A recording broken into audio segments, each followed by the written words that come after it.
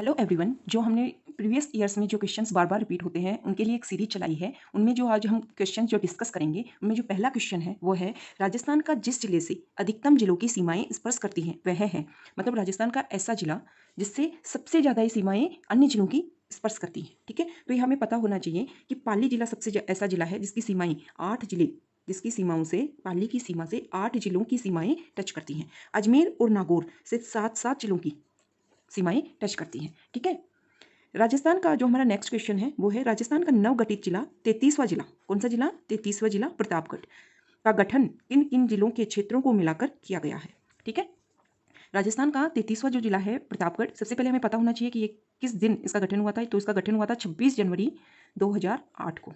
ठीक है, किन किन जिलों से के क्षेत्रों को मिलाकर प्रतापगढ़ का निर्माण किया गया? तो हमें पता होना चाहिए कि प्रतापगढ़ 3 जिले में से चित्तौड़गढ़, बांसवाड़ा और उदयपुर, चित्तौड़गढ़, बांसवाड़ा और उदयपुर, इनके 5 तहसीलें, बांसवाड़ा और उदयपुर से एक एक तहसील ली गई और चित्तौड़गढ़ से 3 तहसील ली गई थी। ठीक है, उनको मिलाकर प्रतापगढ़ का निर्माण किया गया था। ठीक है, तो इसका आंसर आ जाएगा बांसवाड़ा, उदयपुर और चित्तौड़गढ़। जो हमारा नेक्स्ट क्वेश्चन है वो है प्लाया झीलें, कौन सी झीलें? प्लाया झीलें राजस्थान के किस भौगोलिक अंचल में मिलती हैं?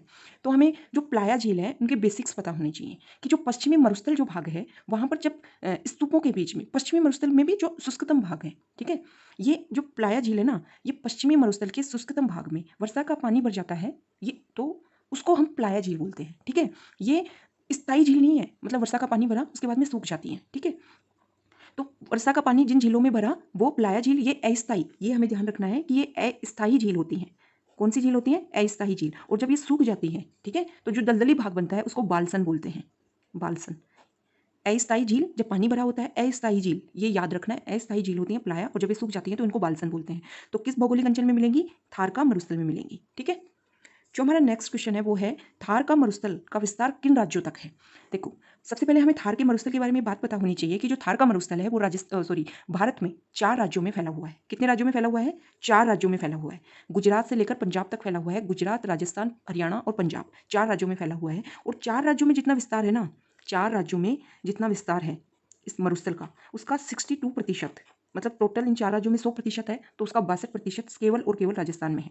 ठीक है, तो थार का मरुस्थल का विस्तार किन राज्यों तक हो गया? 4 राज्यों तक हो गया। इसका आंसर रहेगा ये राजस्थान, पंजाब, गुजरात और हरियाणा। ठीक है, जो हमारा नेक्स्ट क्वेश्चन है वो है निम्न में से कौन सा नदी, निम्न में से कौन सी नदी बेसिन राजस्थान के पूर्वी मैदानी प्रदेश का भाग नहीं है? तो हमें पता होनी चाहिए, जो सबसे पहले हमें ये पता होना चाहिए कि कौन सी नदी का बहाव क्षेत्र किस साइड है। ठीक है, तो इसमें देखो 4 ऑप्शन दे रखे हैं, बनास नदी, चंबल नदी, माही नदी और लूनी नदी। ठीक है, तो मैप के थ्रू इसको डिस्कस करेंगे। देखो, ये राजस्थान का मैप है। ठीक, बनास नदी यहाँ से ओरिजिन होता है और ऐसे बहती है। ठीक है, चंबल नदी मध्य प्रदेश से आएगी और यहाँ से चित्तौड़गढ़ से प्रवेश करती हुई बूंदी कोटा की सीमा बनाती हुई यहाँ से बहती हुई और यहाँ जाकर यमुना में मिल जाती है। बनास नदी इसकी सहायक नदी है। ठीक है, माही नदी मध्य प्रदेश से निकलती है और यहाँ से प्रवेश करती है प्रतापगढ़ और बांसवाड़ा की सीमा बनाती हुई।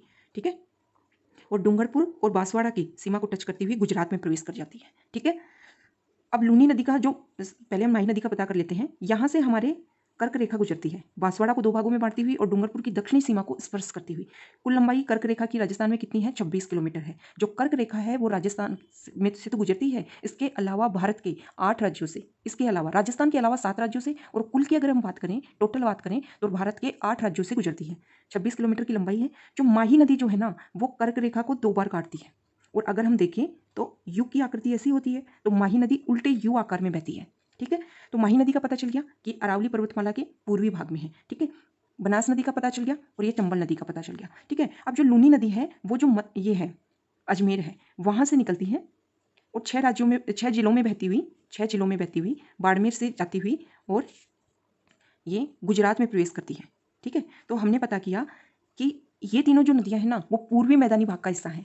कौन सी नदी? बनास नदी, चंबल नदी और माही नदी। लेकिन जो लूनी नदी जो है, लूनी नदी जो है वो पश्चिमी भाग का हिस्सा है। कौन से भाग का हिस्सा है? पश्चिमी भाग का। और इसके बहाव क्षेत्र को गोडवाड़ के नाम से भी जाना जाता है। किस नाम से जाना जाता है? गोडवाड़ के नाम से भी जाना जाता है। ठीक है, तो हमारा जो क्वेश्चन है उसका जो आंसर आएगा वो आएगा लूनी बेसिन। लूनी बेसिन किसका है? जो राजस्थान का जो मरुस्थली भाग है, लूनी बेसिन उसका भाग है। ठीक है, ओके, थैंक यू।